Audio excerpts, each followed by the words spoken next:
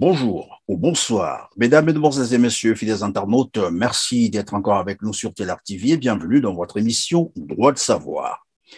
Je suis Christian Perrin, je reçois aujourd'hui Monsieur Robert Poiti-Pongou pour les intimes, RPP. Avec lui, nous allons tenter d'aborder l'aspect politique de l'affaire Guy Brice Parfait-Kolela. Guy Brice Parfait-Kolela, c'est cet opposant politique congolais opposant à Sassou Nguesso qui a trouvé la mort dans des circonstances troubles le jour même de l'élection présidentielle au Congo-Brazzaville le 21 mars 2021. Depuis 8 mois, sa dépouille repose à l'Institut médico-légal de Paris, en attendant bien entendu la suite, sinon les conclusions des diverses analyses qui se mènent, des enquêtes, pour chercher à comprendre exactement de quoi est-il mort. Une situation qui divise d'ailleurs la famille Kolela, puisque pour d'aucuns, il faut vite enterrer à l'immédiat.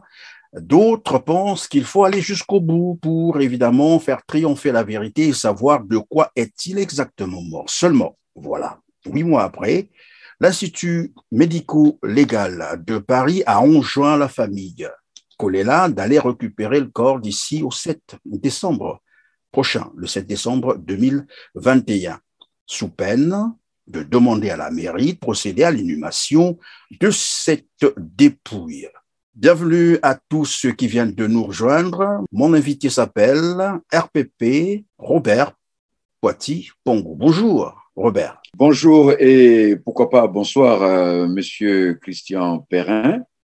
Et c'est un grand honneur pour moi que je puisse aujourd'hui passer sur vos antennes. Oui. C'est vraiment un plaisir partagé alors. Oui, vous disiez. Voilà. Ce n'est plus une actualité.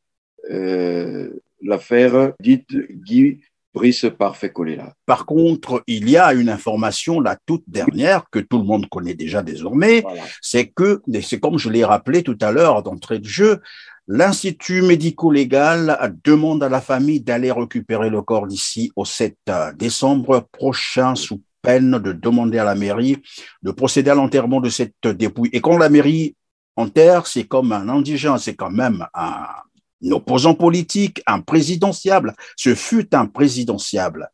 Quelle analyse politique faites-vous à cette décision, bien entendu, de l'Institut médico-légal de Paris? Non, ça, très honnêtement, Guy Brice Parfait-Kolela pouvait être enterré, il aurait pu être enterré depuis longtemps.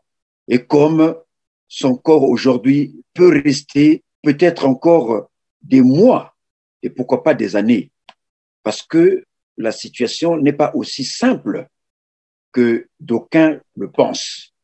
La situation est très grave. S'il n'y avait pas gravité sur l'assassinat, disons, la mort de Guy Brice Parfait-Kolela, Guy Brice Parfait-Kolela serait enterré depuis longtemps, certainement avec les honneurs dus à son rang. Mais l'affaire est grave, elle est sérieuse. Voyez-vous, Monsieur Christian Perrin, il y a une grande question que moi, je me suis toujours posée. Je préfère rester dans le cadre d'un questionnement que d'une affirmation. Un jour, ça sera peut-être une affirmation. Vous avez l'image que vous avez affichée derrière vous, donc sur l'écran, que tout le monde voit sur l'écran. Christelle, assis à côté de son père, M. Denis Sassou Nguesso. Cette image-là, elle en dit long. Cette image que vous voyez, que nous sommes en train tous de voir.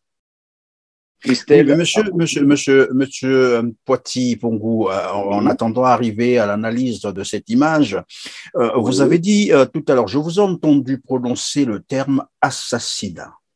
Oui. Vous êtes tellement sûr que c'est un assassinat, puisque la dépouille est encore là. On est en train de chercher par tous les voies et moyens pour chercher à comprendre la vérité, savoir de quoi Parfait-Kolela est-il mort. Voilà. Vous avez dit assassinat. Non, effectivement, pour mieux comprendre l'importance de cette affaire, il ne s'agit pas de chercher à savoir aujourd'hui, c'est trop simpliste. Parfait, de quoi est-il mort? C'est trop simpliste. C'est trop simpliste, c'est-à-dire, Voilà. allez-y, dites-nous-en un peu C'est plus. comme quelqu'un, on peut dire que il est mort du Covid, il est mort du palu, il est mort de ceci, il est mort de cela. Tout le monde peut se C'est dire bien la tout ce qu'il première veut. version qui avait été donnée Voilà. par Brazzaville et certains Or, médias étrangers. voilà. Or, il s'avère que, et c'est ça le grand bonheur pour nous tous qui pleurons, et Guy Parfait Kolela, c'est que, quelque part, dans les premières analyses du Centre médico-légal de Paris, il a été dit ceci, en filigrane, que Parfait n'est pas mort le 22 mars. Parfait n'est Là, pas mort le 22 mars. vous prenez référence sur quoi exactement lorsque vous dites qu'il n'est pas Sur mort? les résultats qui ont été, les premiers résultats des analyses qui ont été publiés, que Parfait n'est pas mort le 22. Ça, les données, les éléments sont là.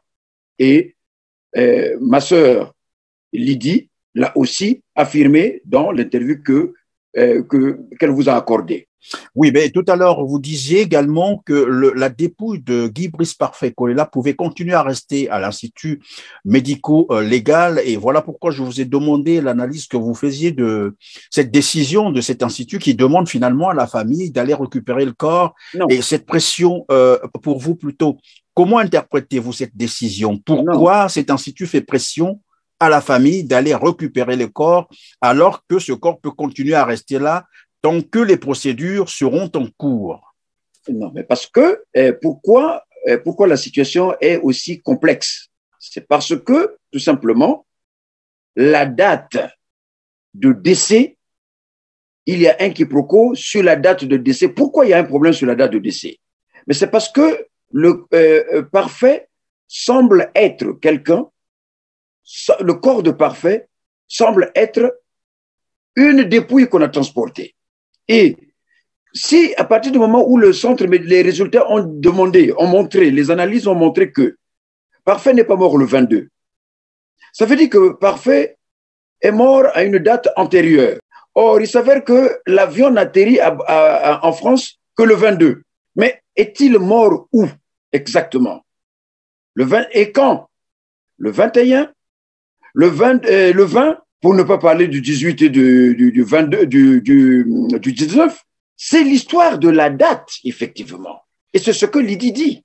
Et c'est ce que l'image que nous avons, qui circule, qui a circulé et qui doit être quelque part, et quand Parfait est dans l'avion, et quand on en a expliqué, quand j'en ai expliqué, je me suis expliqué sur cette image-là, que j'ai regardé, que j'ai observé, sans l'avoir analysé, mais les yeux ont analysé, ont compris que mes yeux ont montré qu'effectivement, le corps, l'image que nous voyons de Parfait dans l'avion, c'était un corps, c'était un cadavre.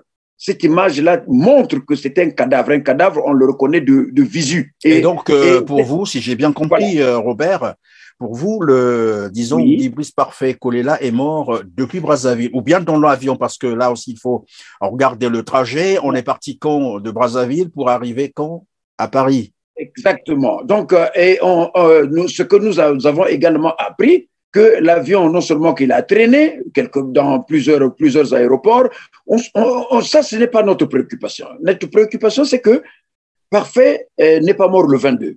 Alors, est-ce que c'est un corps qu'on a mis dans l'avion depuis Brazzaville ou c'est quelqu'un qui est mort Non, voilà, Parfait n'est pas mort le 22. Ça, c'est ce sont les résultats de l'analyse rendue publique par le centre médico-légal. Et c'est pour cela qu'on dit ceci, en fait. S'il n'est pas mort le 22, ce qui est en lien étroit avec l'image qu'il y a de Parfait dans l'avion, où il y a 3 personnes dans cet avion-là, sur la photo.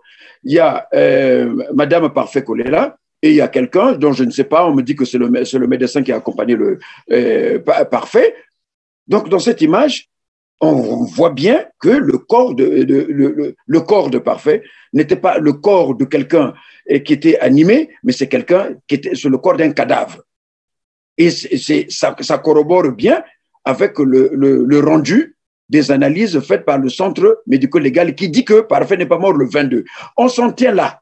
Et c'est pour cela que ce problème-là, Lydie nous a dit qu'il y a un recours qui a été fait par rapport à l'injonction, la question que vous voulez même poser, est-ce que c'est une injonction pour cette affaire ou c'est parce que, bon, ben, ça fait 8 mois que le corps est là, il faut donc l'enterrer. Est-ce que c'est une injonction? On ne sait pas. Mais on ne peut pas enterrer c'est une forme d'injonction puisqu'on demande à la famille de récupérer le corps d'ici au 7. Sinon, c'est naturellement une injonction. Pour nous, en ce qui me concerne, je dis bien l'image, parce que c'est très, très, très important. Cette image-là de Parfait dans l'avion est en lien étroit avec la décision, le résultat de l'analyse qui dit que Parfait n'est pas mort le 22. S'il était mort le 22, même si c'était à 0 heure, même s'il était mort le 21 au soir, son corps n'allait pas se retrouver dans cet état-là. Voilà. Et donc, si je vous ai bien compris, Monsieur Poiti-Pongou, si je vous ai bien compris, au-delà de la date, bien sûr, du décès, pour vous, ça a été un assassinat. C'est bien cela. Et voyez-vous, j'ai fait un lien avec les conditions dans lesquelles on nous annonce la mort de Marien Ngouabi. On dit… C'est-à-dire, il y a des jeunes qui nous suivent, hein, qui n'ont pas assisté à ça. Marien Ngouabi, c'est le président, donc le président Marien Ngouabi qui avait été… On nous dit qu'il était assassiné le 18 mars 1977 à l'état-major par un commando qui avait été conduit, selon ceux qui ont dit qu'il était assassiné, il était mort à l'état-major, conduit par le capitaine Kekadidi. C'est ce que on nous a annoncé comme nouvelle version officielle. Voilà, la version officielle, c'est celle-là qui a été dite. Mais cette version officielle, elle avait été contredite par une autre version officielle pendant la conférence nationale. Les témoins de ce moment-là, de cette journée du 18 mars, qui étaient encore vivants, nous ont dit ce qui s'est passé, dont l'un de celui qui est mort il y a 4 ou 5 jours là, Justin Lekunzu. Lekunzu dit ceci, que quand nous sommes au Mistral, là, lui il dit, à la conférence nationale, Justin Lekunzu nous montre, nous indique où Marien Ngouabi est mort. C'est au Mistral. Et quand ils l'ont regardé, quand Justin Lekunzu a regardé le président Denis Sassou Nguesso, ce qu'il dit, le président Denis Sassou Nguesso l'a regardé et ils ont pleuré. Ça, c'est Justin Lekunzu qui vient de nous quitter. Il y a, dans les conditions qui sont celles que nous connaissons. Un ancien ministre de la Défense. Oui. Et qui était venu à Brazzaville parce qu'il travaillait, il devait être directeur de trucs de pêche à Pointe-Noire, Cotonec ou je ne sais pas quoi. Mais Justin Lekunzu revient à Brazzaville à cette date voilà, autour de cette date de mars 1977 pour préparer le 3e congrès extraordinaire. Donc, au lieu d'aller certainement vivre chez lui, il est allé vivre à l'hôtel de Mistral.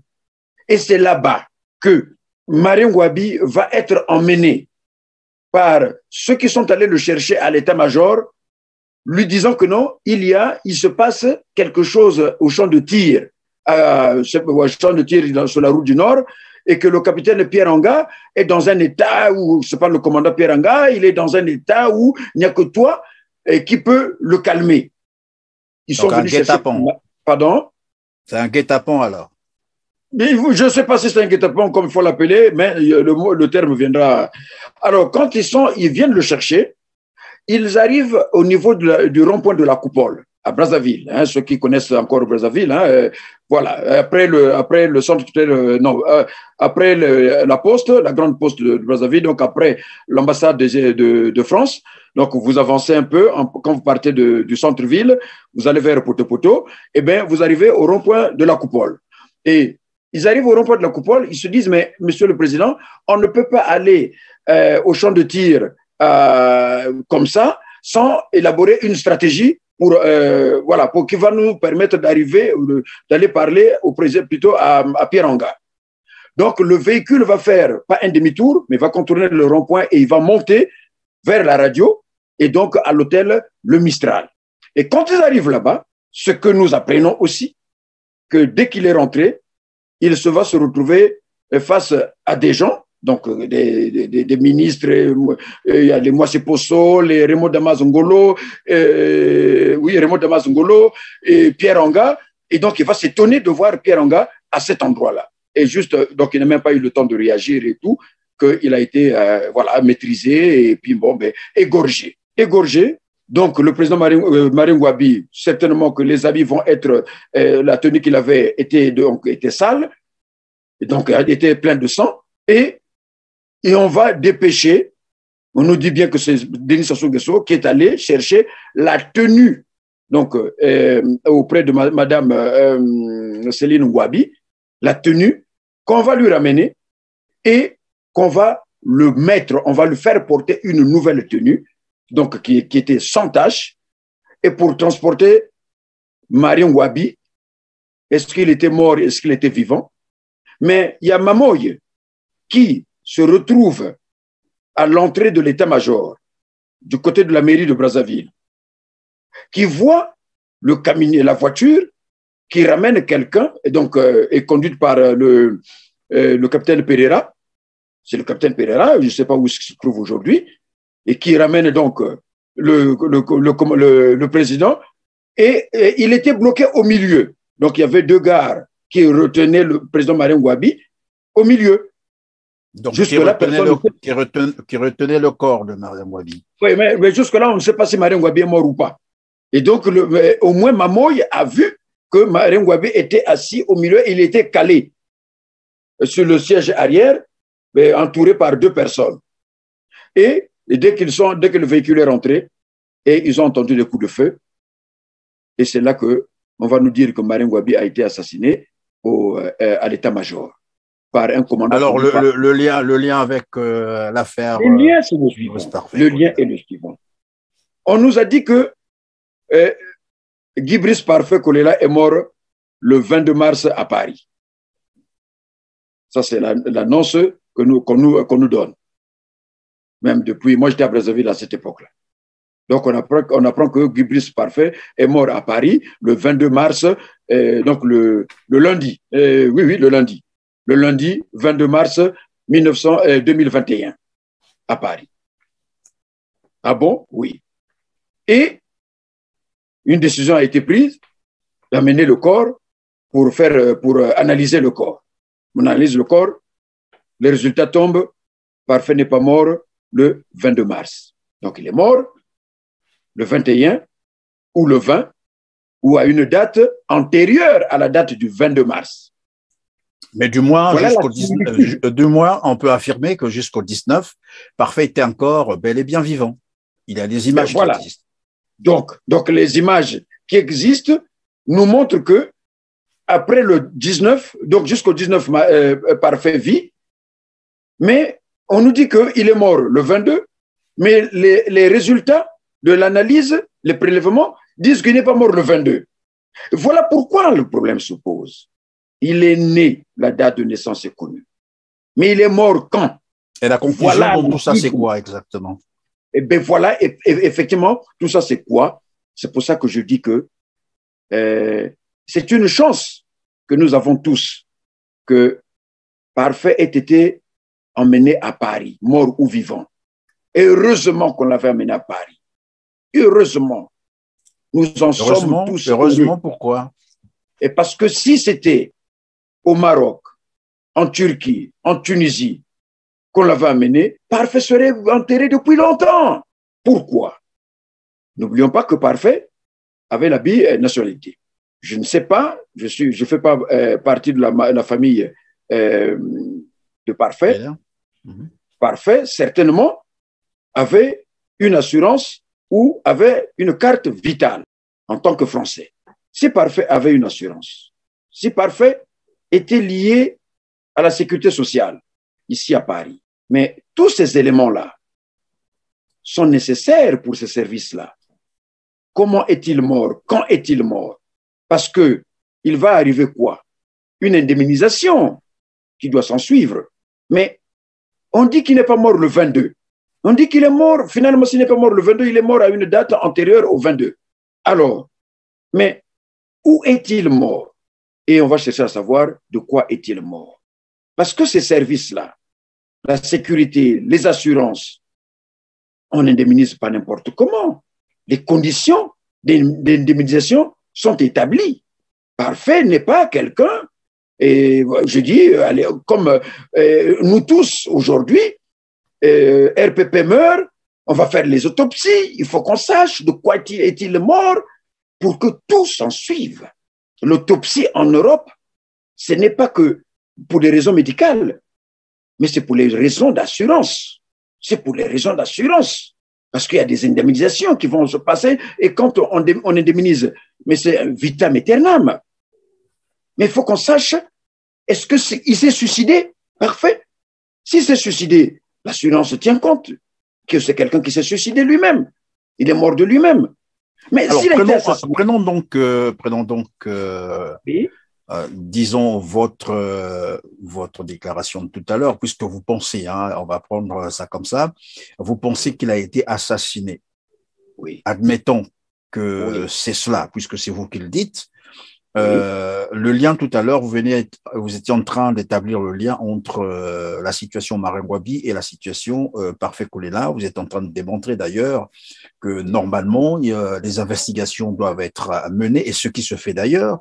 Et vous avez dit encore que c'est une chance que sa dépouille se retrouve à Paris. Ça aurait été ailleurs, il serait déjà enterré. Donc, oui, voilà. Donc tout ça, qu'est-ce qu'on retient exactement? C'est quoi l'idée derrière tout ce développement? L'idée qui est retenue à travers cette tragédie sur la mort de... ce n'est pas la tragédie du roi Christophe, comme nous l'avons lu, mais c'est la tragédie sur la situation de ce pays à travers la mort de Guy Brice Parfait Kolela. Cette situation-là doit réveiller tout le monde, doit réveiller d'abord tout le monde. Et sur l'aspect politique, il y a une affaire qui est très sérieuse. Je crois que par rapport à votre question, il m'est possible de faire un peu le lien. Que Parfait n'est pas mort parce que c'était un téméraire, non.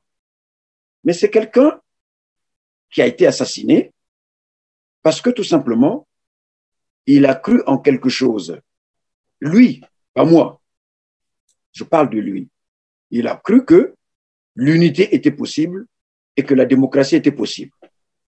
Et que, bon, la démocratie, les problèmes, les soucis que nous rencontrons sur la démocratie au Congo, c'est des choses passagères et que ça pouvait se régler et que l'unité était possible. Lui, il a cru à ça, et ce qui est normal. Mais on lui a fait croire, à travers les conditions dans lesquelles il a été assassiné, que Guy Brice, tu étais en train de rêver que l'unité existait et que la démocratie existait. C'était un rêve. Ceux qui l'ont tué, c'est comme ceux qui ont tué Maringouabi. Quand vous dites, évidemment, quand vous dites ceux qui l'ont tué, vous pensez à qui comme ça exactement? Ben, c'est le pouvoir qui l'a tué. C'est le pouvoir qui l'a tué, qui l'a assassiné. Vaut mieux dire les mots à un certain moment pour ne pas qu'on nous reproche demain de ne pas avoir eu le courage de dire les choses telles qu'elles devaient être dites. Maringouabi, on nous avait dit que c'est Kikadidi, c'est le commando conduit par Kikadidi qui l'avait tué. Mais pourtant, le docteur Koukabemba qui reçoit le corps de Maringouabi dit que j'ai reçu un corps qui n'avait aucune tache de sang. Koukabemba l'a dit à la conférence nationale. Et donc, des années après que nous avons compris que finalement Maringouabi n'a pas été assassiné à l'état-major, mais il avait été assassiné ailleurs. Et oui, mais Robert, s'il te plaît, dire qu'il a été assassiné est une chose. Le problème, c'est de le démontrer. Non, la démonstration, elle est là. Je vais faire le lien. En ce moment-là, je vais faire le lien. Oui. Qu'est-ce qui se passe? Que s'est-il passé? Dites-le nous alors. Voilà. Il faudrait qu'on parte sur la base de la situation dans laquelle Parfait pense que le moment était venu, pas pour que lui seulement, mais dans le cadre du respect de l'accord qui fut signé entre le PCT et le MCDDI, qui est une alternance, pas interne au PCT, mais interne à l'accord, et qui voulait donc dire que, Monsieur le Président, vous avez gouverné pendant 2 mandats. Pourquoi je parle de 2 mandats? Parce que l'accord entre le PCT et le MCDDI fut signé le 24 avril 2007. Donc cette date précède la date de mars, de mars 2009, juillet 2009, pardon. Vous savez que Parfait a été aussi directeur de campagne ou porte-parole du candidat Denis Sassou Nguesso en 2009. Ça, vous le savez. Et donc, l'accord est signé le 24 mars 2007. Dans quelle clause? Que, après vous, c'est quelqu'un du MCDDI. S'il y avait un candidat et que le PCT donc, avait après le PCT, c'est le MCDDI, c'est cela. C'est la revendication. C'est la revendication puisque c'était un accord de gouvernement. C'était un accord de gouverner ensemble. Et dans le gouverner ensemble, il y avait l'alternance également que Denis Sassou Nguesso va faire donc 2 mandats dans son régime. 2009-2016 et 2016-2021. Mais il s'avère que dès 2016, il y a des petits soucis entre Parfait et le PCT, et entre le MCDD et le PCT. C'est là où Parfait va se présenter. Il se présente et il a même dit, pourquoi il se présente en fait? Il se présente parce que il se rend compte que pendant en 2012, pendant les législatives, un candidat du PCT, en l'occurrence Aimé Emmanuel Yoka, a été présenté comme candidat à Vinza. Suivez bien, hein? Je suis en train de vous suivre, monsieur Pongo. Voilà. Or, dans l'accord, il stipule que nous allons gouverner ensemble. Là où le PCT est majoritaire, le MCDDI ne présente pas de candidat. Là où le PCT, donc vice-versa, que là où le PCT est majoritaire, le MCDDI ne présente pas de candidat, et là où le MCDDI est majoritaire, le PCT ne présente pas de candidat. Et donc, tout à coup, patatras, le monde va apprendre que Yoka est candidat à Vinza. Et Vinza, c'est pratiquement au cœur du pool. C'est un candidat, c'est un député du MCDD à l'époque qui est sorti de là. Pourquoi donc? Donc, il n'y avait nulle part ailleurs où Yoka pouvait aller se présenter qu'à Vinza. Il ne pouvait pas se présenter à Brazzaville. Il ne pouvait pas se présenter à Oyo. Il ne pouvait pas se présenter, je ne sais pas où d'autre, que à Vinza. Mais voilà. Monsieur Robert Poitipongo, on ne se présente que là où on est à pension qu'ici je peux gagner. On ne se présente pas non plus n'importe où, non? Je dis ceci, il faut respecter l'esprit de l'accord. L'accord dit ceci, que là où le MCDDI est majoritaire, le PCT ne présente pas de candidat. Et là où le PCT est majoritaire, oui, le MCDDI ne présente pas de candidat. Et voilà donc quel était donc le message derrière cette présentation, bien sûr, de la candidature d'Aimé Emmanuel Yoka à Vinza? C'était quoi le message qu'on voulait envoyer au MCDDI? Alors, ce n'était pas dans le cadre de l'unité nationale, mais c'était tout simplement dans le cadre de montrer à Parfait Kolela que ton parti ne vaut rien, puisque le candidat du PCT peut gagner dans ton fief. Mais Parfait connaissait tout ça. Mais Parfait sait ce qui se passe, que les postes étaient repartis, le nombre de députés sur le territoire était reparti. Quand ils partaient pour se présenter comme candidat, c'était de la simple figuration. Parfait le savait. Et c'est pour ça qu'il savait donc que si, comme Yoka est candidat à Vinza, c'est Yoka qui va passer. C'est Yoka qu'on va nommer, pour ne pas dire passer, mais c'est Yoka qu'on va nommer. Et donc, Parfait tiendra un discours assez dur à Vinza. Parfait a tenu un discours dur. Et quand Parfait quitte Vinza, il arrive à Kinkala, il dira ceci. En 2016, Renforcer, ça veut dire quoi? On peut En faire une 2016, c'est traduction. les présidentielles. On peut faire une traduction français pour ceux qui nous suivent, bien entendu. Oui, 2016 sont les présidentielles. Donc en 2016, je ne veux pas être, je veux pas continuer à être comme le porteur de Marchepied. sac, un marchepied ou porteur de sac ou je ne sais pas quel terme qu'on peut encore ajouter pour l'expliquer. Donc je ne veux pas être ton petit, quoi. Voilà, en 2016, je ne veux pas continuer à être ton petit que tu peux manipuler, que tu peux voilà, manipuler, demander, ah ben, Christian, fais-moi ceci, je le fais, voilà.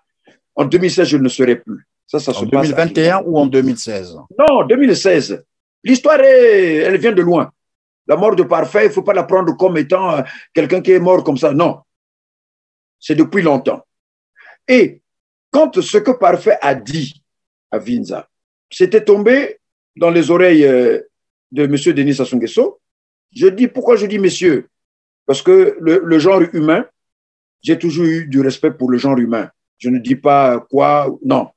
Et si l'autre genre humain n'est pas respectueux des vies ni de l'existence des autres, mais il faut qu'il apprenne que nous avons été élevés dans le cadre du respect de l'être humain. Voilà. Et d'accord, donc nous parlions des accords MCDDI, PCT, non. Nous sommes donc en train de nous approcher de 2016.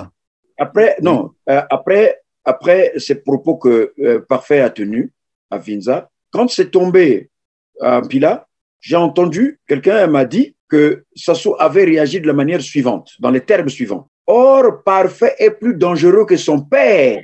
Ça, c'est les propos que Sassou aurait sortis, aurait tenus, quand on lui a rapporté ce que Parfait avait dit à Vinza. Nous sommes là en 2016, c'est cela? Non, nous sommes en 2012.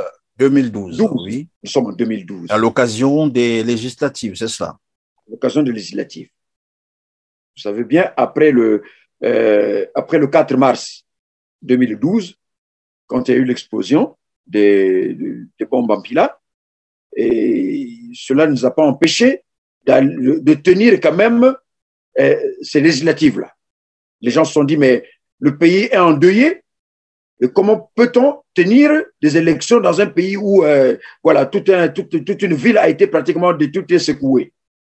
Mais puisque c'était pas sa préoccupation n'était pas celle-là sur les vies humaines, il a tenu ses élections, les candidats sont présentés, et voilà donc les propos, et d'où part l'affaire. Donc, et quand en 2014, si ma mémoire est bonne, quand Parfait va voir Denis Sassou Nguesso, Parfait est allé voir Denis Sassou Nguesso. Il avait demandé l'audience. Non, bien sûr que non. Oui, je vous en prie, vous pouvez continuer. Je suis à Paris, et c'est Gribris qui me l'exprime lui-même. On était en train de manger, prendre un petit déjeuner au restaurant, au métro. Oh là là, sur les Champs-Élysées. Le temps de se souvenir. Et donc, Denis Sassou Nguesso, voilà. Il est allé dire à Denis Sassou Nguesso. Voilà, il est allé dire à Denis Sassou Nguesso que moi, je veux me présenter, mais dans le cadre des accords, et moi, je vais vous garantir votre sécurité. Je veux vous garantir. Et ça c'est Guy Brice Parfait Kolela qui le dit à Denis Sassou Nguesso. Oui, en tête à tête. C'est Guy Brice Parfait Kolela qui me le dit au métro Georges V sur les Champs-Élysées. Nous étions en train de prendre un petit déjeuner. Et quelle avait été la réaction de Denis Sassou Nguesso ce jour-là? Comme sourd et muet. Il ne lui a pas donné de réponse. C'est juste, voilà, il est resté vague. Mais pourtant, on a bien assisté, tout le monde a vu comment en 2016, après les élections, les résultats un peu controversés, malgré cela, comment Guy Brice Parfait Kolela, finalement, n'a pas vraiment contesté en tant que tel. C'est vrai que bon, il avait dit que je conteste les résultats, j'irai jusqu'en justice, mais… Je vous donne, c'est pour vous dire que la famille de mon grand frère, la famille,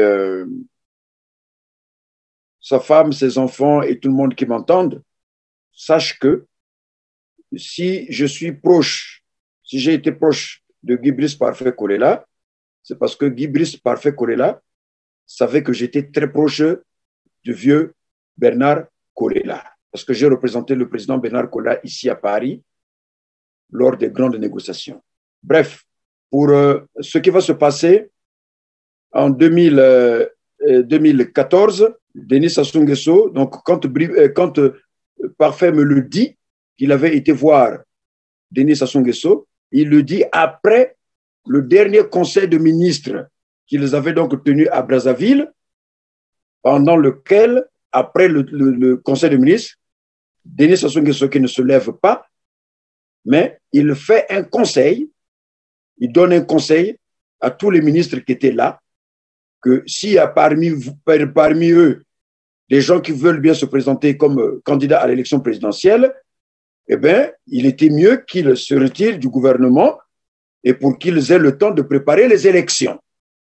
Ça, c'est Denis Sassou Nguesso qui dira cela à la fin du conseil des ministres. Après le conseil, il ne s'est pas levé pour partir, donc ce n'était pas un point certainement inscrit à l'ordre du jour, donc c'est un point extra conseil des ministres, et il donne le conseil, et il s'est passé ce qui s'est passé, et c'est là où je lui poserai la question à Guy Brice Parfait, je lui dis, mais finalement, est-ce qu'il n'était pas mieux, ou est-ce qu'il veut que tu partes du gouvernement, que tu démissionnes ou quoi? Guy Brice Parfait Kolela me dira ceci, Robert, ce n'est pas moi qui avais demandé d'être ministre, c'est lui qui m'a pris comme ministre. Donc, s'il veut me démissionner, il prend la décision de me démissionner. Mais moi, je ne démissionne pas. Il avait fait de lui ministre dans le cadre des accords qu'ils avaient avec le MCDDI ou simplement parce que le président de la République, qui peut proposer, par exemple, et non des ministres. Non, puisque c'était un accord de gouvernement qui était là, et bien donc c'était certainement que c'est dans le cadre des accords qu'il avait pris certaines têtes du MCDDI pour être au gouvernement. Et c'est pour ça qu'il dit que je n'ai pas demandé à être ministre, mais c'est lui qui m'a pris comme ministre. Donc, s'il pense que je dois démissionner, c'est à lui de décider que je démissionne. C'est Guy Brice Parfait Kolela qui me le dit au restaurant à l'hôtel Georges V, à métro Georges V, à Paris en 2014. On arrive en 2016. Parfait Kolela, nous apprenons qu'il est candidat. Parfait Kolela est candidat.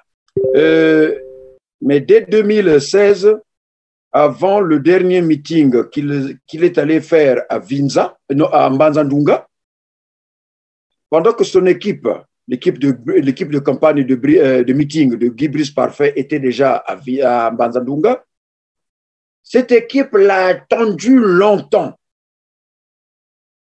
Et quand il les rejoint à Mbanzandunga, il a dit à certains que j'ai été retenu par un entretien avec M. Denis Sassou Nguesso et qui, finalement, m'a laissé continuer quand même de faire campagne. Certainement que lors de cet entretien, Denis Sassou Nguesso, par assimilation, c'est ce que nous souvenons de ce que André Milongo avait fait à la veille de la clôture de campagne. André Milongo retire sa candidature. Souvenez-vous que André Milongo, qui était candidat, a retiré sa candidature en 2002, le dernier jour du meeting. Mais donc, l'entretien que Parfait Kolela venait d'avoir avec Denis Sassou Nguesso, l'entretien qu'il a d'ailleurs retenu pour qu'il arrive en retard au meeting, c'est quoi ce qu'ils se sont dit en substance? Parfait n'est pas têtu comme tel. On pourrait le croire qu'il est têtu. Mais quelque part, il est resté comme... vous savez, il y a des moments où certains comportements permettent de découvrir le comportement de l'autre, en fait. Il y a certains comportements qu'on affiche juste pour nous permettre de découvrir le comportement de l'autre. Ce n'est pas en fait le comportement de Parfait que nous analysons, que nous apprécions là, non. Mais le comportement de Parfait nous a permis de découvrir le comportement. Oui, mais Robert, tu es en train de nous faire dire que finalement, Guy-Brice Parfait Kolela ne connaissait pas bien Denis Sassou Nguesso et qu'il avait encore, il était encore là en train d'observer qui était Denis Sassou Nguesso dans son monde opératoire, c'est cela? Ce n'est pas ne pas le connaître, non, c'est pas ça. Ce n'est pas ça, ne pas le connaître. Je vais vous dire quelque chose qui est la suivante, pour que également les gens, parce que ce que nous sommes en train de faire là, l'INA à Paris, les archives, hein, l'Institut national des archives, c'est comme ça qu'on appelle, vous devrez faire ce travail d'archives. Le 24 août 2002, 24 août 2002, le président Bernard Kolela, après le discours de Denis Sassou Nguesso le 15 août, avait dit que tous les opposants pouvaient rentrer. Tous les opposants pouvaient rentrer, ceux qui sont en exil. Et le président Bernard Kolela, là où il était en exil au Mali, a pris les précautions de payer le billet de tout son entourage afin de se rendre à Brazzaville. Et c'est le 24 août qu'il allait prendre le vol. Et quand le matin, RFI annonce l'arrivée du président Bernard Kolela à Brazzaville, tous les aéroports étaient bloqués. J'ai eu le président Bernard Kolela, j'étais encore à Bordeaux à cette époque, je l'ai eu au téléphone. Il m'a dit ceci, que ce que Sassou a dit, c'était un bluff. Et moi, pour lui démontrer qu'il peut continuer à mentir, j'ai donc payé les billets pour que je me rende à Brazzaville. Je savais qu'il allait jouer à ce qu'il a joué là. Je savais. Mais il fallait le mettre devant un fait accompli. C'est toi qui tiens le discours le 15 août, invitant tout le monde, tous les exilés qui voulaient rentrer, ils étaient libres de rentrer. Moi, je paye mes billets pour que je rentre, on m'empêche de rentrer. Et voilà, en fait, il a voulu mettre Sassou Nguesso à nu. C'est pas que Parfait ne connaissait pas Denis Sassou Nguesso, non. Il le connaissait. Il le connaissait, Denis Sassou Nguesso. Franklin Boukaka avait chanté, il a une chanson, nous tous nous sommes appelés à mourir. Hein? Chaque mort a une signification, donc toutes les morts n'ont pas la même signification. Nous pleurons Parfait, il est mort, comme ceux qui sont en train de mourir du palu, comme ceux qui sont en train de mourir du Covid. Il est mort, Parfait. Et vous voyez que la mort de Parfait n'a pas la même signification que toutes les morts. Voilà que, c'est pour ça que j'ai parlé, que c'est une chance pour la famille et pour nous, les amis, les adhérents. Oui, mais Robert, on est en train de parler donc du décès de Guy-Brice Parfait Kolela. Vous avez dit tout à l'heure que ce n'est pas que Parfait ne connaissait pas Denis Sassou Nguesso dans son mode opératoire, il le connaissait très bien, mais on se rend également compte que finalement, jusqu'à ce qu'il perde la vie, est-ce qu'on peut parler des conséquences de trop de curiosité ou bien c'était encore là non, un politique, une imprudence. Un vrai politique. Non, un vrai politique. C'est comme un vrai militaire. C'est-à-dire un vrai politique, c'est comme un vrai militaire. Un vrai militaire, il va pour donner la mort, mais il s'attend aussi que la mort lui arrive. Un vrai militaire. Si vous voulez gagner une guerre, il faut aller affronter l'ennemi, le militaire. Le vrai politique, c'est celui-là aussi. Autrement dit, on arrête de faire de la politique. Il faut l'arrêter. Si c'est pour effectivement préserver sa vie, en ce moment-là, on arrête de faire la politique. Robert Poiti, bon, je veux qu'on revienne sur donc, un petit élément qui est très important d'ailleurs. Tout à l'heure, vous êtes en train d'expliquer. Vous nous avez parlé de la conversation entre Denis Sassou Nguesso et Parfait Kolela, conversation d'ailleurs qui a dû retarder Parfait Kolela. Son arrivée au meeting. Et vous nous avez aussi rappeler ce qui est arrivé à André Milongo, qui finalement, à la dernière seconde, a dû retirer sa candidature. Pourtant, il avait bien la volonté d'aller jusqu'au bout. Il a fait marche, voilà, il a donc rebroussé chemin. Et là, vous ne nous avez pas dit exactement ce qui s'était passé, c'était quoi. Mais je veux simplement comprendre ou faire ce lien, le lien de la situation donc, que vous nous rappelez là d'André Milongo et Guy Brice Parfait Kolela, qui en 2021 va se présenter à l'élection présidentielle. Certaines indiscrétions nous ont dit que finalement, à lui aussi, peut-être que ça ne s'est pas passé comme avec André Milongo, mais à lui également, Denis Sassou Nguesso lui aurait posé la question de savoir seras-tu candidat aux élections présidentielles? Sinon, à l'élection présidentielle, puisque c'était pratiquement une élection, à l'élection présidentielle. Guy Brice Parfait Kolela aurait dit oui, je serai candidat. Denis Sassou Nguesso a insisté 3 fois. Seras-tu candidat à l'élection présidentielle? C'est ce que les indiscrétions nous disent. Alors, il a dit oui, je serai candidat. Et vous, quand vous parlez de l'assassinat, finalement, de Guy Brice Parfait Kolela, est-ce qu'on peut comprendre par là que c'est un assassinat politique et c'est le fait qu'il se serait ou qu'il aurait insisté d'être candidat à la présidentielle de 2021? C'est exact, parce qu'en fait, si Guy Brice Parfait avait cédé à cette pression, parce que Sassou, certainement que ne l'interdisait pas d'être candidat, mais lui pose des questions. C'est là une sorte de pression.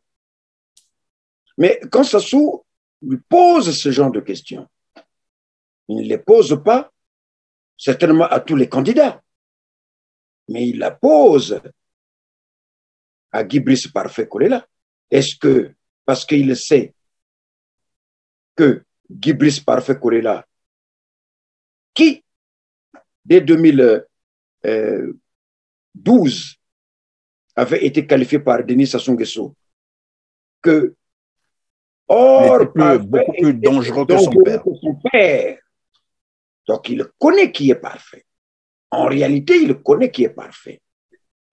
Et il y a eu d'autres indiscrétions et qui sont pourtant normales en politique, qu'il aurait dit à quelqu'un de l'entourage, pas de l'entourage, mais quelqu'un, mais est-ce qu'on ne peut, comment? En fait, Sassou savait que Parfait était déterminé à accéder à la magistrature suprême et qu'il était capable de gagner une élection libre.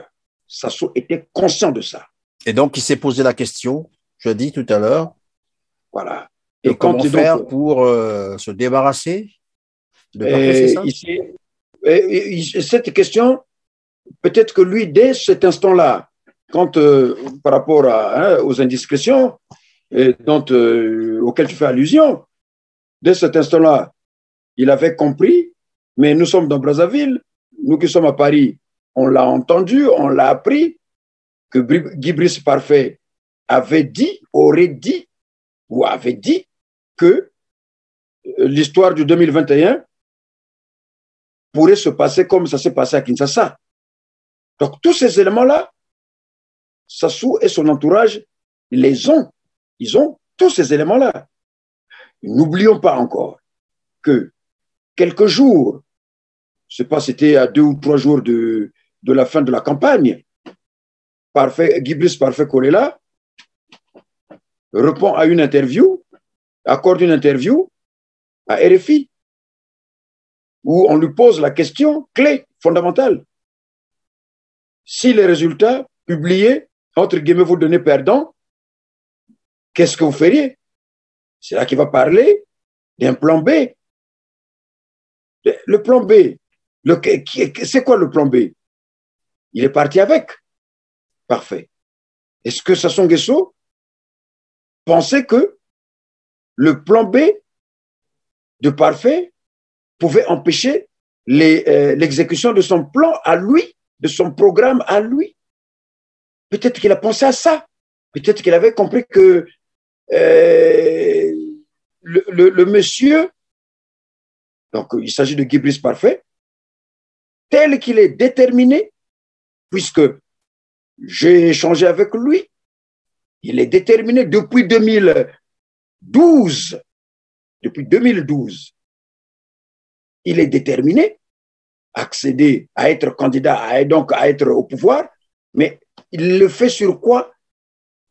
En fait, il prend sa soue au pied du mur, au pied de la lettre, par l'accord signé entre le PCT et le MCDDI, qu'en fait, il était en droit, le candidat du PCT, du MCDDI, pardon, était en droit d'être soutenu par le PCT. En fait, c'est ça le grand problème. Que le candidat parce qu'il y a une autre majorité qui existe au Congo, la majorité de l'UPADES.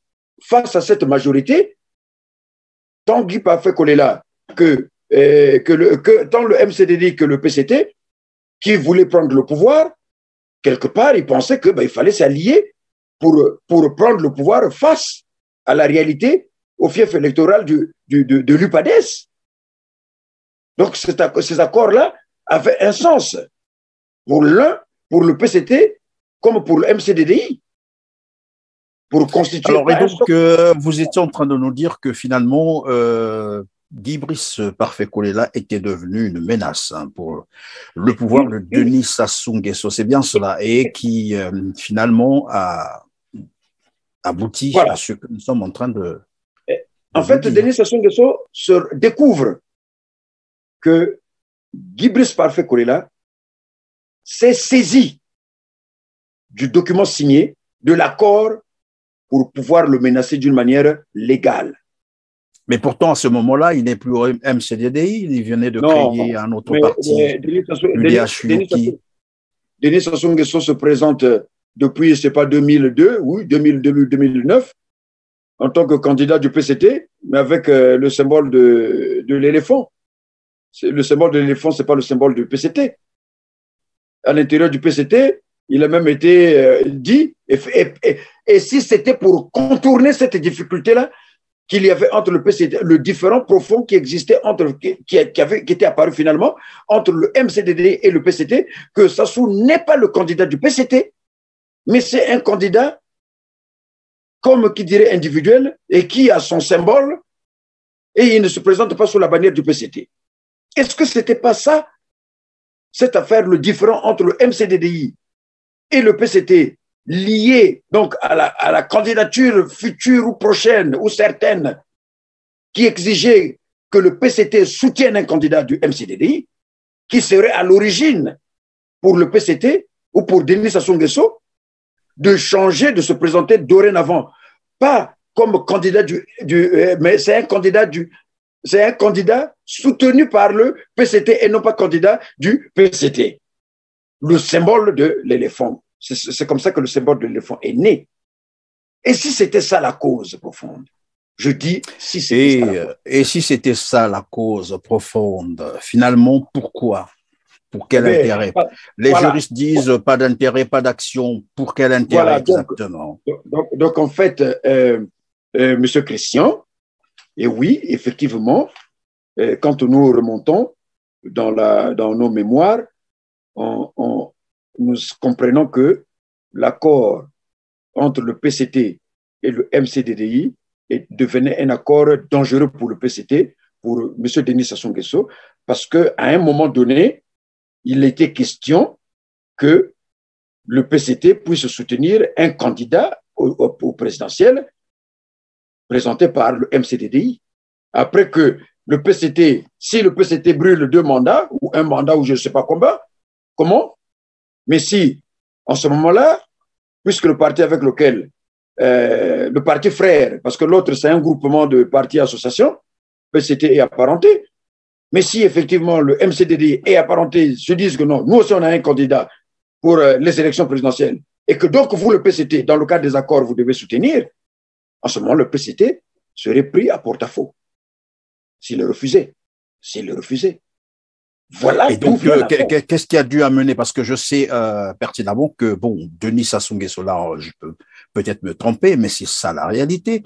Denis Sassou Nguesso n'a jamais respecté les accords, et ça, on le sait. Il était en accord avec le RDPS de Jean-Pierre Tissertikaya. Nous savons comment ça s'est terminé. Il a eu des accords avec l'UPADES de Pascal Lissouba. Nous savons comment cela s'est terminé. Il a eu des accords avec le MCDD, etc.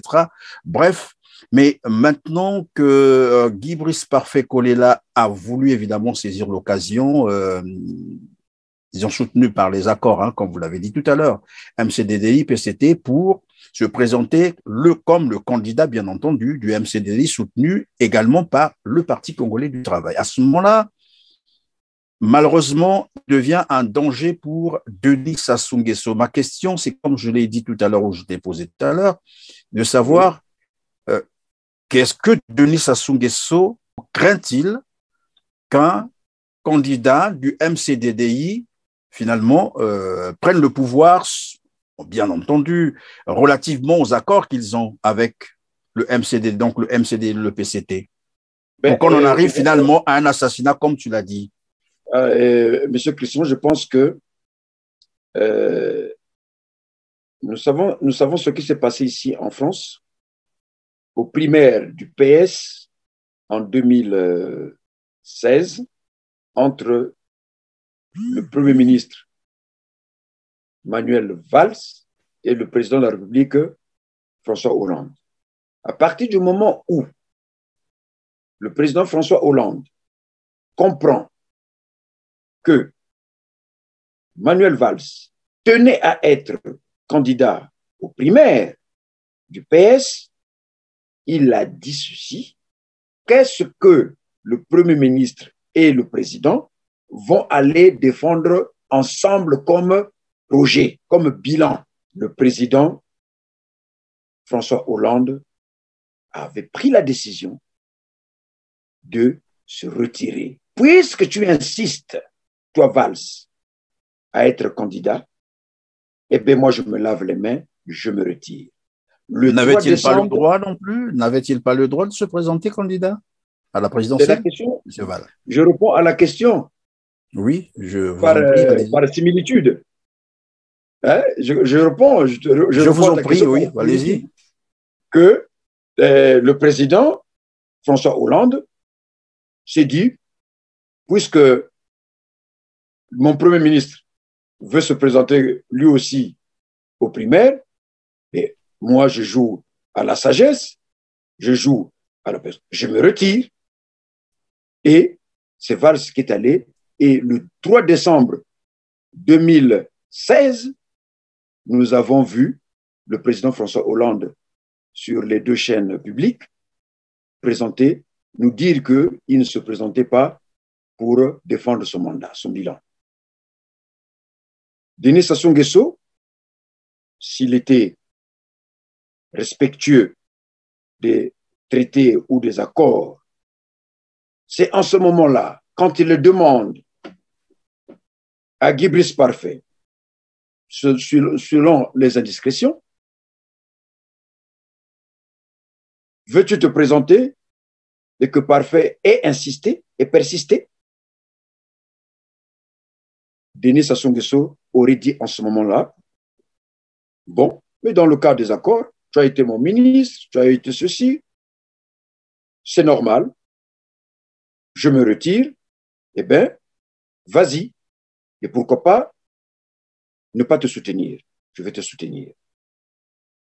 C'est ça, en fait.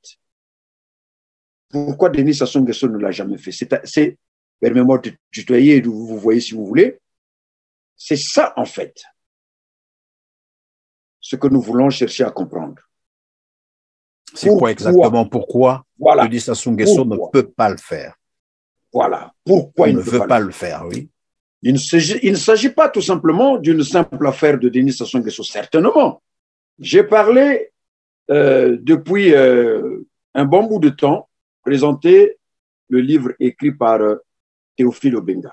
C'est un ami qui m'avait conseillé, quand on parlait de la scission, c'est quelques jours après qu'il me dit, mais tiens, mais il y a Théophile Obenga qui en parle dans son livre.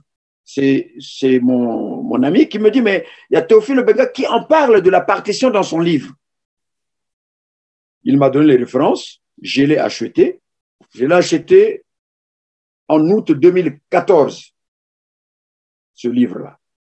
Parce que j'ai pour habitude de signer, de dater et signer tous les livres que j'achète. C'est quoi le nom du livre, hein? Le nom du livre, c'est le titre « Pour le Congo-Brazzaville, réflexion et proposition ». Théophile Obenga, publié en 2000. Or, il s'avère que dans à la page 8 du livre, au paragraphe 1 de cette page, permettez-moi de le lire, c'est pas long, il dit ceci. Je vous fais grâce de ce qui précède. Hein. Ceux qui voudront bien l'acheter pourront l'acheter. Il faut mieux que l'acheter. Je vous en prie, oui. Il était question de guerre civile. Telle est la nature de ces nombreuses guerres de 1994 à 1999. Après la guerre civile, c'est normalement tout le monde qui gagne avec le parti gagnant. C'est tout le monde qui gagne avec le parti gagnant.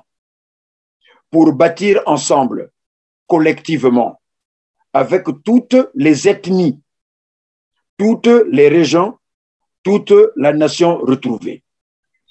La victoire ne conduit pas à l'exclusion, mais au rassemblement national. Ce ne sont pas 2 ou 3 nations qui se sont battues au Congo, mais le Congo contre le Congo. À la fin des hostilités criminelles, ce n'est pas l'une des 3 nations belligérantes qui a gagné, mais bien le Congo à travers les vainqueurs. Si les choses ne sont pas vues de cette façon, on aboutit à la scission, à la partition du pays. Si donc après la guerre, les gagnants qui devraient travailler avec, non, les perdants qui devaient travailler avec les gagnants, si les choses ne sont pas comprises de cette manière-là, mais on arrive à la scission, on arrive à la partition. C'est-à-dire, nous sommes dans une situation qui est la suivante. Cette situation de la guerre de 97, oui, elle résulte. J'ai eu la chance de suivre une vidéo dans laquelle Denis Sassou Nguesso entretient tous ceux qui l'ont accompagné, mais c'était plus des militaires. Hein, et tous, dans cette vidéo, ils étaient tous habillés en tenue militaire. Il n'y avait que 3 civils qui étaient en civil. Il y avait Antoinette, il y avait Isidore Mvouba et il y avait Denis Sassou Nguesso dans la vidéo. Donc, Denis Sassou Nguesso, ce jour-là, il sortait de la passation de service avec Pascal Lissouba. Et quand il vient, il les entretient, mais il dit quand même, il fait la promesse que je ne veux pas croiser les bras, je veux me battre pour revenir. Et Denis Sassou Nguesso est revenu en 97. Car juste après la passation de service, non, après la prestation de serment du président Pascal Lissouba le 31 août 92, quand tu prends août, donc nous sommes à la fin du mois d'août, donc il y a septembre, octobre. Et le 30 novembre, il a failli se passer une tragédie au rond-point du Centre culturel français, où on a failli abattre le président Bernard Kolela. Donc ça part de là, 2 mois après que Pascal Lissouba ait pris le pouvoir, ait accédé au pouvoir, ait prêté serment, le 31 août 1992. J'étais là, j'étais présent. Alors, 2 mois après, commence ce qui va arriver jusqu'au 5 juin 1997. Donc, depuis le 30 novembre jusqu'au 5 juin 1997, 30 août 1992, jusqu'au 5 juin 1997, nous n'avons vécu que de soubresauts politiques. On a suivi, je suis à Brazzaville, on a subi tout, on a vécu tout ça. Et donc, si on peut revenir sur notre sujet, parce que le temps qui nous est imparti est pratiquement à la fin, nous avons encore quelques 2 ou 3 minutes seulement. On devra mettre terme à cette émission. On revient, vous étiez en train donc d'expliquer la raison, c'est quoi, pourquoi Denis Sassou Nguesso, bon, il faut dire ça comme ça, ne respecte-t-il pas les accords passés avec les autres partenaires politiques? Denis Sassou Nguesso, aujourd'hui, comme vous étiez en train de le dire, d'avoir plutôt ôté la vie à une personnalité qui était présidentiable, voilà. Non, c'est parfait Kolela a été assassiné, c'est parce que tout simplement c'était un bon politique, comme je l'ai dit, par assimilation, par rapport au bon militaire. Le bon militaire ne recule pas, il avance. C'est vrai que quand il se sent démuni, il peut temporiser et après pour rebondir. C'est vrai, c'est une stratégie militaire. Et en politique également, ça se passe. Il l'a fait, parfait. En 2016, il l'a fait. Et en 2021, il a dit non, je vais aller, je vais. Il avait toujours dit, ça c'est dans ses propos, que 2016 lui a permis de tirer les leçons. N'oublions pas ces paroles que Parfait prononçait toujours, que 2016 lui a permis de tirer les leçons. Ça veut dire que pour 2021, c'était plus la même chose que 2016. Alors, pourquoi Parfait est arrivé? Pourquoi il est mort? Pourquoi il a été assassiné? Pourquoi on ne connaît pas sa date de mort, d'assassinat? Sa date assassiné, on ne sait pas, c'est exactement comme pour Marine Wabi. Et donc, je disais que, après la mort de Parfait, Denis Sassou Nguesso est venu sortir la carte que moi je suppose être la véritable raison pour laquelle Parfait a été assassiné. C'est la carte de son fils. Et c'est l'image qu'il y a derrière. Parfait assassiné, Parfait peut-être faisait ombre à l'ascension de son fils. Parfait, c'est pour cela qu'il a été assassiné. Il faut que tout le monde le sache. C'est moi qui le dis. Parce que c'est depuis 2008, dans le journal Jeune Afrique Intelligent, que j'avais compris. C'est pour ça que je parle de la scission dès fin 2009, début 2010, que je parle de la scission et qu'on a proclamé ensemble avec les amis, les Moukadia et autres, en 2014. C'est donc cette image-là que vous voyez, Christelle à côté de son père, qui certainement a un lien avec l'assassinat de Parfait Kolela. Cette image-là. Aujourd'hui, ce qui étonne, si certains sont étonnés de voir que Christelle est à ce niveau-là, mais moi je l'avais vu depuis 2008. C'est depuis 2008 que j'avais compris ce que Sassou préparait. Et je l'avais dit au grand débat qu'on avait organisé avec Kovana Chibinda, que mais la succession de Denis Sassou Nguesso n'allait pas se poser, puisqu'il y a Isidore Mvuba qui a franchi, qui a traversé toutes les étapes. Donc le problème ne se posait pas. Là, nous sommes en 2000, c'est en 2010 que je le dis, que je dis ça. Mais Sassou, dès 2000, moi, dès 2008, avec cette image, dans Jeune Afrique l'intelligent, j'avais compris que Denis Sassou Nguesso était en train de préparer sa succession par son fils. Et aujourd'hui, les gens s'étonnent. Et les gens aujourd'hui parlent de la scission. Mais moi, quand je parle de la scission, je suis assis sur une base solide. Donc, il ne s'agit pas seulement, comme d'aucuns parlent de détournement de ceci, non, il s'agit du pouvoir. Denis Sassou Nguesso, et comme l'écrit Théophile Obenga, Et comme le dit très bien lors du procès des généraux Nyangambwala, quand il parle de l'avenir de Moshi. Donc, tout est clair, en fait. Tout est clair.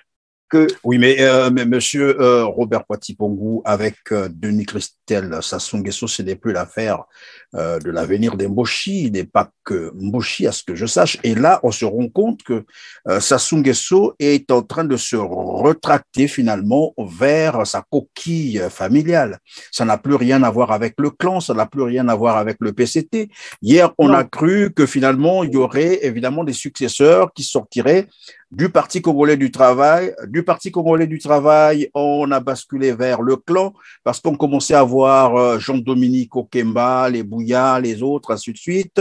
Et contre toute attente, à la surprise de tout le monde, Denis Sassou Nguesso semble jeter finalement son dévolu sur son fils Denis Christel Sassou Nguesso. À ce moment-là, je ne vois pas comment le pouvoir continue à se justifier comme étant un pouvoir comme vous le dites, de la partie septentrionale.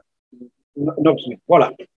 C'est vous, et certainement d'autres, qui pensez que Denis Sassou Nguesso était, ou que les autres frères du Nord pensaient que, oui, c'était un pouvoir où on pouvait se partager déjà.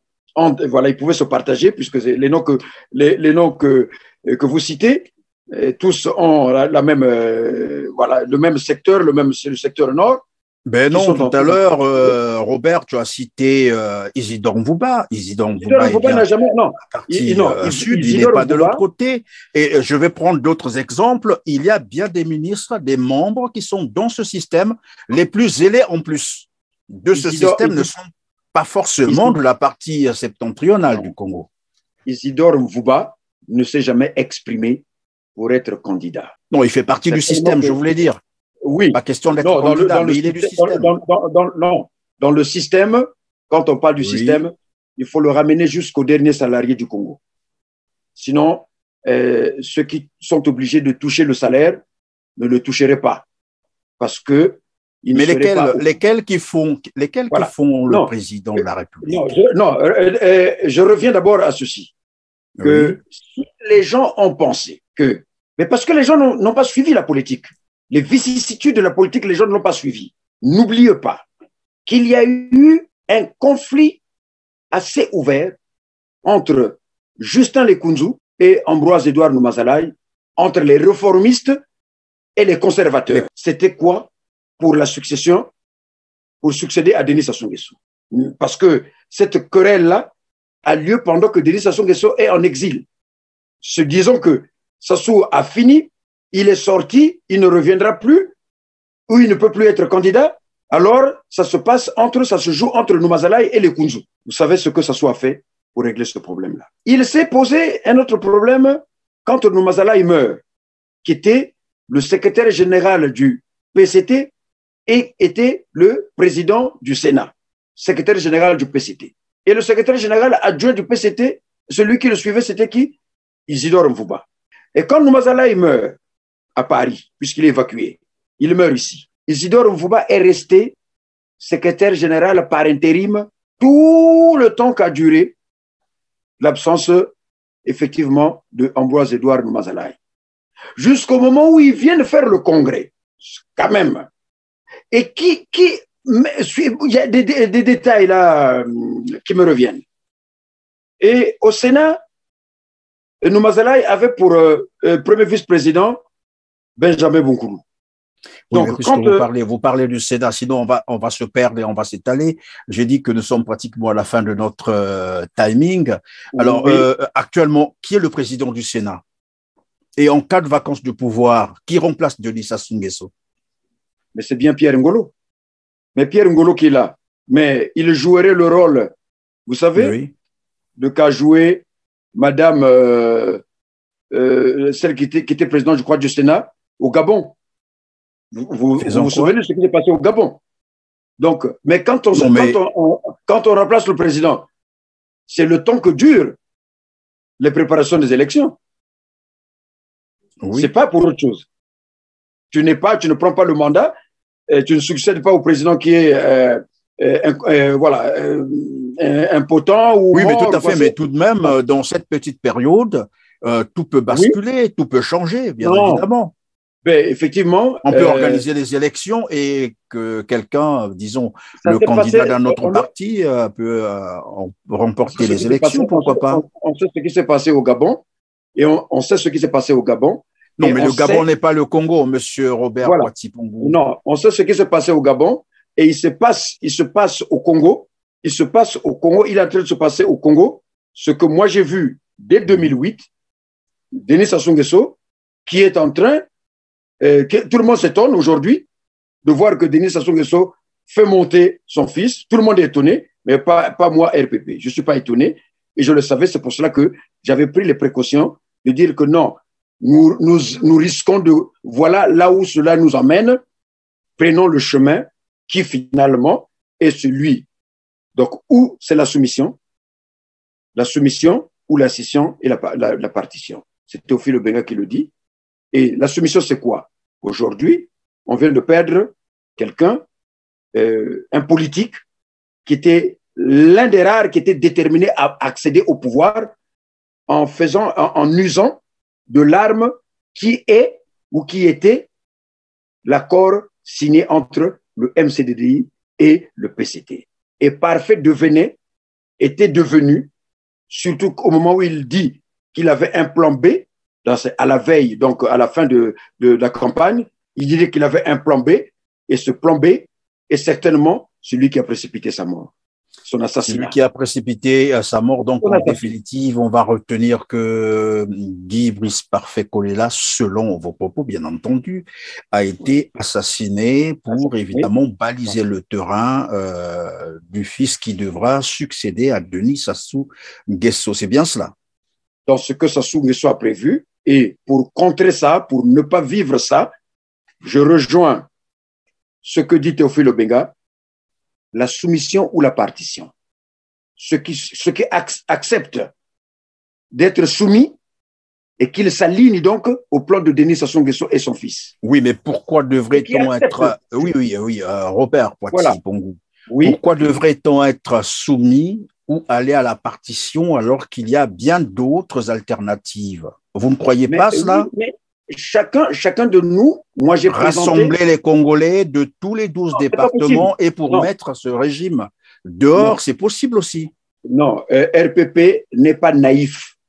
RPP n'est pas naïf. Il s'est fondé, il a fondé ce qu'il a appelé comme théorie, comme solution, résolution, puisqu'il parle de résolution même, et sur des faits et pour lesquels d'aucuns s'étonnent aujourd'hui. Donc RPP a raison. RPP a raison d'avoir compris. Non, vous donnez raison vous-même, oui. Oui, c'est pas grave. Non, RPP a raison parce que ces solutions-là, comment est-ce qu'on appelle ça? Des solutions alternatives. Il y a des alternatives. On peut rassembler toute la population congolaise et puis arriver à bout de ce régime. C'est possible, on l'a vu. Dans d'autres pays, pas toujours obligé de passer par la scission, qui est d'ailleurs une procédure, mais très longue, mais aussi coûteuse.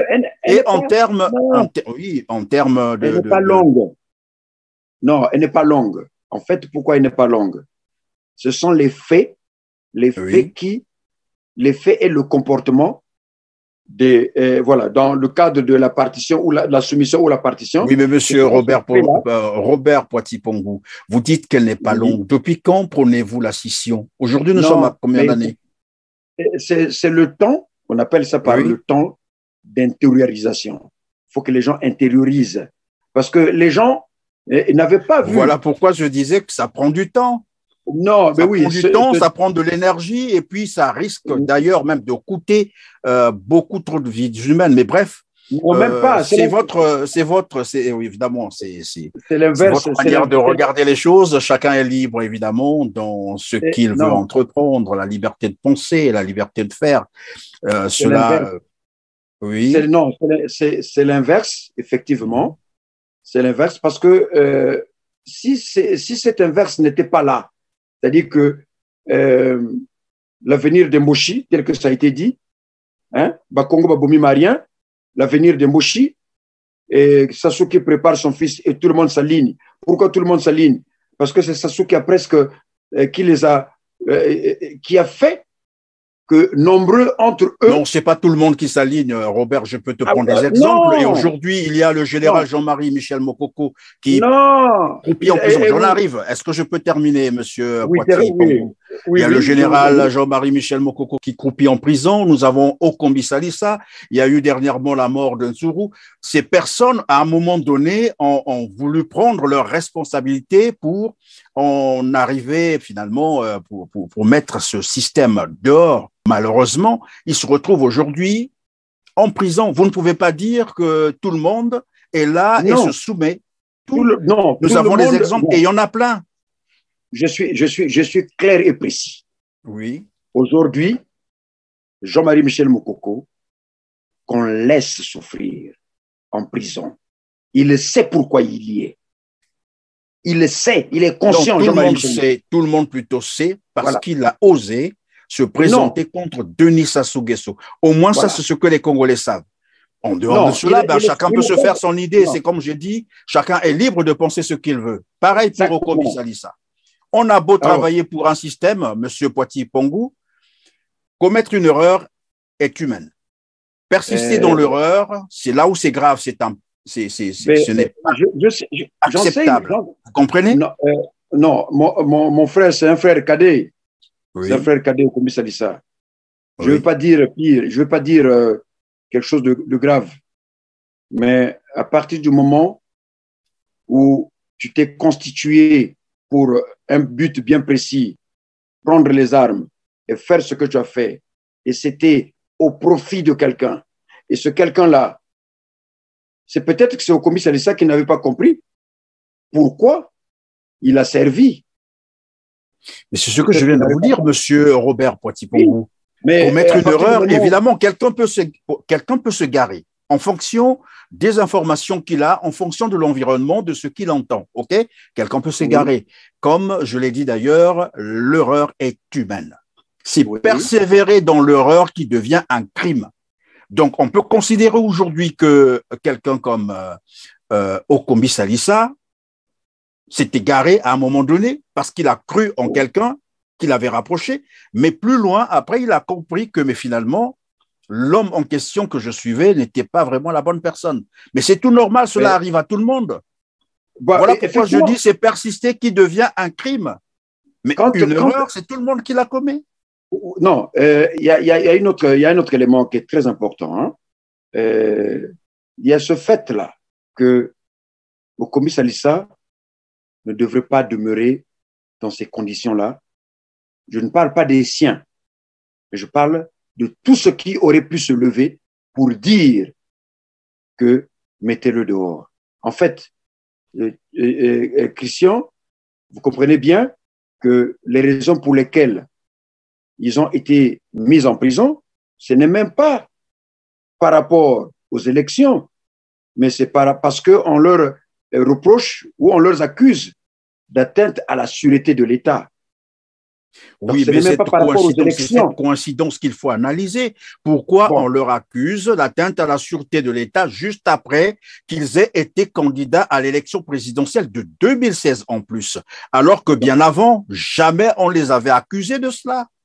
Donc, et comme par hasard, les deux sont accusés du même mobile et les deux pour s'être présentés contre Denis Sassou. Je crois que c'est facile à recouper, non? Bon, mais en fait, nous sommes arrivés à la fin donc de notre émission. Monsieur Robert Poitiers Pongou, je vais vous dire merci, mais tout en vous accordant quelques secondes pour, évidemment, probablement une préoccupation, mais un mot de la fin. Bon, le mot de la fin, il est tout simple, il se résume, par le bouquin écrit par Théophile Obenga, et la soumission ou la partition. Et le deuxième élément, pour terminer, c'est qu'il y a un lien étroit entre l'assassinat de Guy Brice Parfait Kolela et l'idée, le plan de Denis Sassou Nguesso de préparer son fils pour le succéder au pouvoir. Donc, le lien, pour moi, il est établi entre Christelle, l'entrée même de Christelle au gouvernement et l'assassinat de Guy Brice Parfait Kolela. Guy Brice Parfait Kolela, était devenu un obstacle, voilà, un obstacle par rapport au plan de Denis Sassou Nguesso. Que chacun de nous réfléchisse sur ça, que non. Robert a dit qu'il y a un lien étroit entre Christelle Denis Sassou Nguesso et l'assassinat de Guy-Brice Parfait Kolela. C'est le moment de fin. En tout cas, merci beaucoup, Robert Poitier-Pongou, d'avoir été avec nous, d'avoir répondu à nos questions, surtout d'avoir accepté notre invitation. Ça a été un plaisir pour moi de t'avoir reçu sur notre plateau de Droit de Savoir. À vous, chers téléspectateurs, comment ne pas vous dire merci de nous avoir une fois de plus choisis et d'avoir consacré votre temps si précieux à nous suivre. Et comme d'habitude, n'oubliez pas de liker, n'oubliez pas de partager, n'oubliez pas de vous abonner pour ne pas rater les bonnes choses, bien entendu, sur TLR TV. Je vous dis donc à très bientôt, mais d'ici là, portez-vous bien. Merci. Merci.